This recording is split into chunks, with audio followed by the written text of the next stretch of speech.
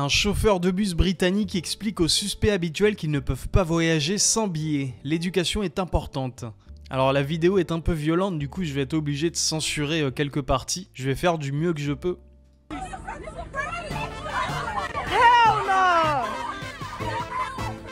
Donc là il est en train de l'étrangler en lui faisant une clé avec son bras, il la tient par derrière en l'étranglant.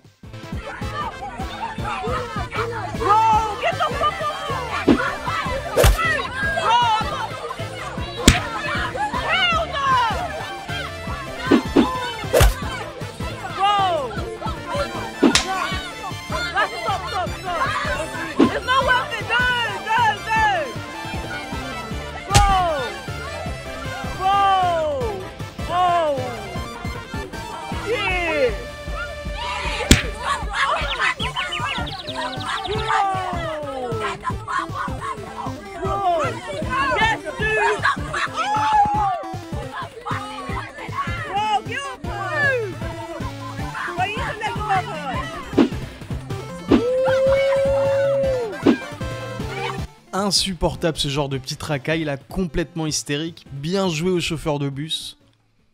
Un livreur Uber Eats a refusé de monter chez un client à Paris. Lorsque ce dernier a insisté pour ne pas descendre, le livreur a décidé de manger la commande au pied de l'immeuble. Oui monsieur, bonsoir. Je suis en bas, ça fait déjà 7 minutes que j'attends. J'ai payé la commande pour vous monter. Monsieur, sur le bon, vous avez pas mis que je dois monter. Alors entre nous, l'appartement a l'air très sympathique, ça doit être du haussmannien à mon avis. Et la vue aussi sur la tour Eiffel a l'air super sympa. Non.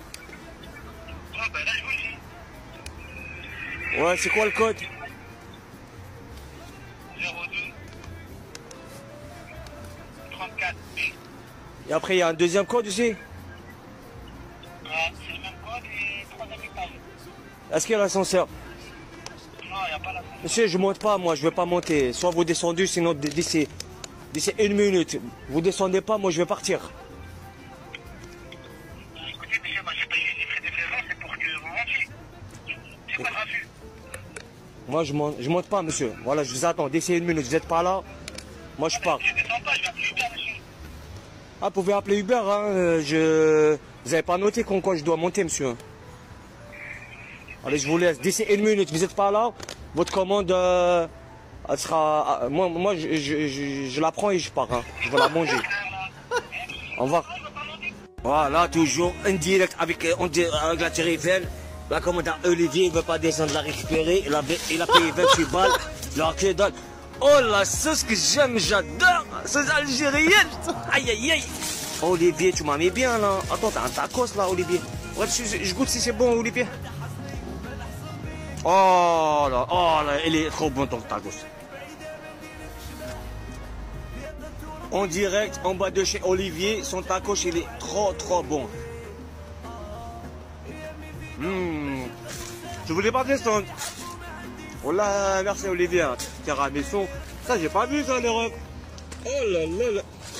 Oh là là là là là là là. Oh là là là. Olivier. Et merci Olivier. Hein. En plus, ils m'ont payé pour ta commande 7 km, 5 €. Moi, je suis auto-entrepreneur, frère. Je paye l'URSSAF, les sauces, gasoil. Tu me payes 5 €. Au bout de 10 minutes, tu me demandes. T'as pas mis les codes. Tu voulais pas descendre. J'espère que t'as des pâtes à la maison. Hein. En tout cas, Olivier a l'air de l'avoir bien viscère, hein, pour une fois que les rôles sont inversés. Et puis là, on a les conséquences qui tombent. Le livreur Uber Eats, qui avait mangé la commande de son client en bas de l'immeuble après que ce dernier ait refusé de descendre, affirme avoir été suspendu par la plateforme Uber Eats. Bon, je tiens à m'excuser auprès de Olivier. Parce que les supports Uber, ils m'ont contacté. Ils m'ont dit j'avais abusé sur la vidéo et tout ça. Olivier. Bref, moi, personnellement, je regrette pas. Mais demander des excuses,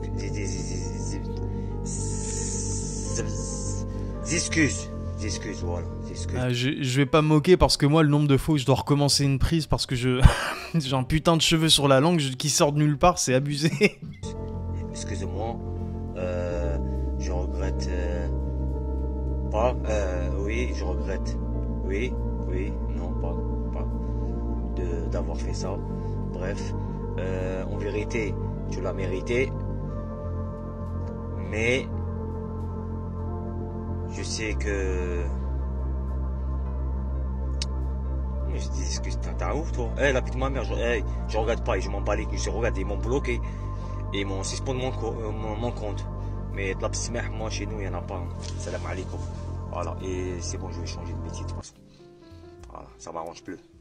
Voilà, donc en gros, il s'en bat les reins, c'est pas grave, il va trouver un autre taf, alors je me demande ce que ça va être, parce que... Putain. Bon courage à lui et bon courage à Olivier aussi. Fort Boyard, la forteresse la plus emblématique de France, est en péril. Face à l'érosion, le Fort Boyard est fragilisé, si bien qu'un appel aux dons est lancé par le département de la Charente-Maritime pour le restaurer. Pour trouver les 9 millions d'euros encore nécessaires afin de boucler le budget des travaux, une vidéo et une cagnotte en ligne ont été postées. Car le chantier du Fort Boyard s'annonce colossal. Plusieurs années. Pour une rénovation de fond en comble de cet édifice du 19e siècle qui, à l'intérieur, tombe parfois en ruine. Ah là oui. Et là, on voit bien que c'est l'édifice qui est menacé. Il y a effectivement l'urgence à sauver le fort. À l'extérieur, quelques balafres, des fissures de plusieurs mètres et des accès par la mer qui s'effritent. On a perdu une première zone d'emmarchement là.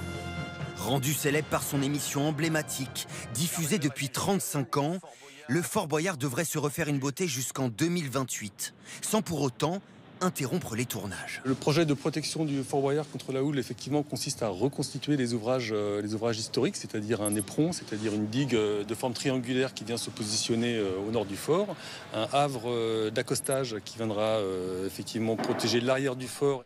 Jusqu'à présent fermé au grand public, qui pouvait seulement l'approcher par bateau, le Fort Boyard devrait, après les travaux, s'ouvrir aux visiteurs pour la première fois. Et du coup, on a Psyodélique qui retweet en disant « Avec les décennies de Fort Boyard, vous avez pas assez d'argent, vous allez me dire. Qui s'en est mis plein les poches ?» Alors c'est vrai, en plus, moi je regardais là récemment l'interview de Vincent Lagaffe sur Légende, qui racontait qu'à l'époque, dans les années 2000, il y avait énormément d'argent dans la télé. Beaucoup plus que maintenant. Je pense que c'est un peu pareil qu'avec la publicité à l'époque. Bec BD qui racontait plus ou moins la même chose, qu'à l'époque, il se faisait des couillasses en or. Et tous ces gens à l'époque, les Olivier Mine, les producteurs de l'émission, etc., qui ont dû bien se refaire, je pense. Ils ont pas dû cracher une seule thune pour la restauration du fort, alors que c'était littéralement le lieu du tournage, quoi. C'est dommage parce que c'est vraiment un culte, quoi. Maintenant, c'est un monument de la culture française. Et en plus, on a vu, là, ils nous ont montré en 3D les plans qu'ils prévoient pour essayer de refaire le fort, de le consolider, etc. Ça a l'air d'être un bordel, hein. 9 millions d'euros, c'est pas rien, hein. La Russie et l'Ukraine ont annoncé lundi 30 décembre avoir procédé à un nouvel échange impliquant plus de 300 prisonniers à la veille du réveillon du Nouvel An. Des larmes de soulagement et la joie de retrouver leurs proches. Hier soir, plus d'une centaine de soldats ukrainiens ont pu serrer dans leurs bras leur famille. Faits prisonniers par la Russie, ils ont été libérés grâce à un accord d'échange. Des hommes qui peinent encore à réaliser. Je ne sais même pas comment décrire mes émotions. Je ne réalise pas pleinement ce qui se passe. Nous avons été extrêmement chanceux. Je me sens choqué. Je ne sais pas comment le décrire. Mon corps tout entier a la chair de poule. C'était très inattendu. Je n'ai tout simplement pas de mots. Des soldats parfois blessés ou d'autres qui seront restés près de 3 ans en captivité. Je suis très heureux de vous voir. Je suis heureux. J'ai été en captivité pendant 2 ans, 9 mois et 11 jours.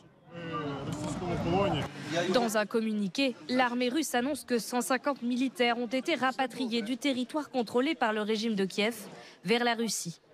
Depuis le début de la guerre, 3956 Ukrainiens faits prisonniers auraient regagné leur pays. Disney continue son délire woke et remplace le personnage de Norman Osborn par un Afro-Américain. Donc là, évidemment, dans les commentaires, on a tout qui est tourné en dérision, hein. On a Bambi qui est joué par un bouc. On a l'âge de glace 6 avec le drapeau LGBT. On a aussi un nouveau film avec Benjamin Franklin joué par Whoopi Goldberg. Et enfin, le nouveau Disney Réponse avec un nouveau personnage haut en couleur.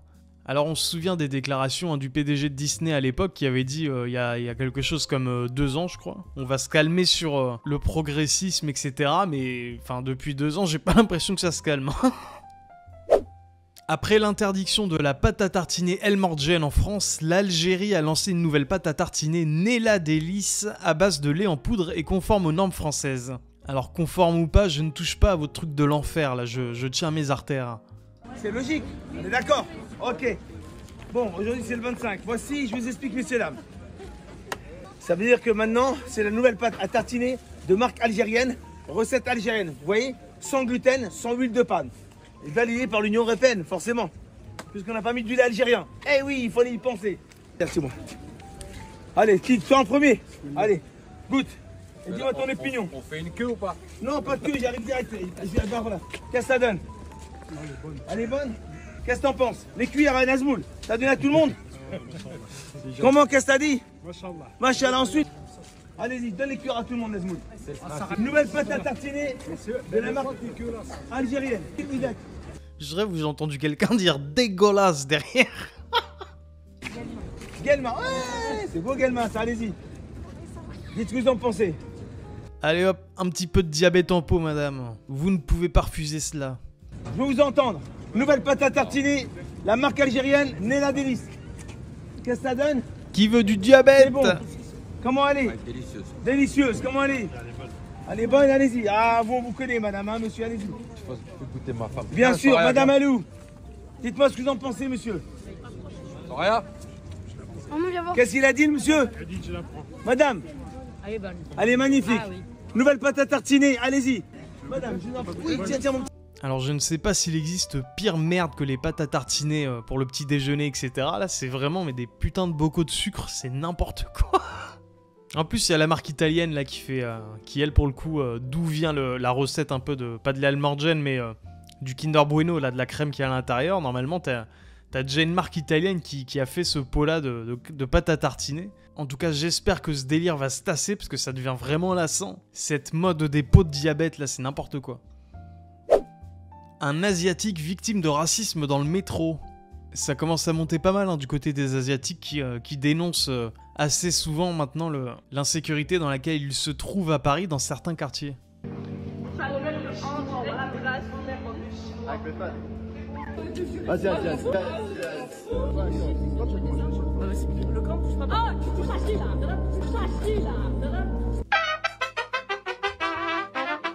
Tu me files, je me fume, y'a quoi? Tu me files, je me fume, y'a...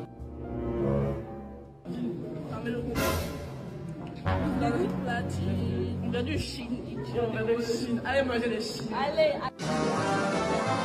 Le petit là, en fait, faudrait le monter tout en haut des grands escaliers là et lui mettre une énorme balayette et le voir dévaler. Ça serait assez rigolo, je trouve. Un campagnard raconte comment il a réussi à déloger des squatteurs. Après repas de Noël, mon pote il m'appelle, mon pote Janon. Il me dit Patrick, monte vite, j'ai un problème. J'ai cassé, il m'a dit ils ont squatté la maison de maman. C'est pas possible. Alors, sa mère elle est morte il y a 3 mois. La maison était vide et les squatteurs ils sont rentrés dedans, comme chez eux. Ils ont mis même le compteur et tout ça. Mais c'est quoi ce truc? C'est pas possible ça, se faire squatter une maison comme ça. Il me dit il faut les faire sortir. Et comment tu vas faire? On n'a pas le droit. T'es niqué mon pote. Ah tu vois, j'ai pas le droit. Et lui il fait du miel.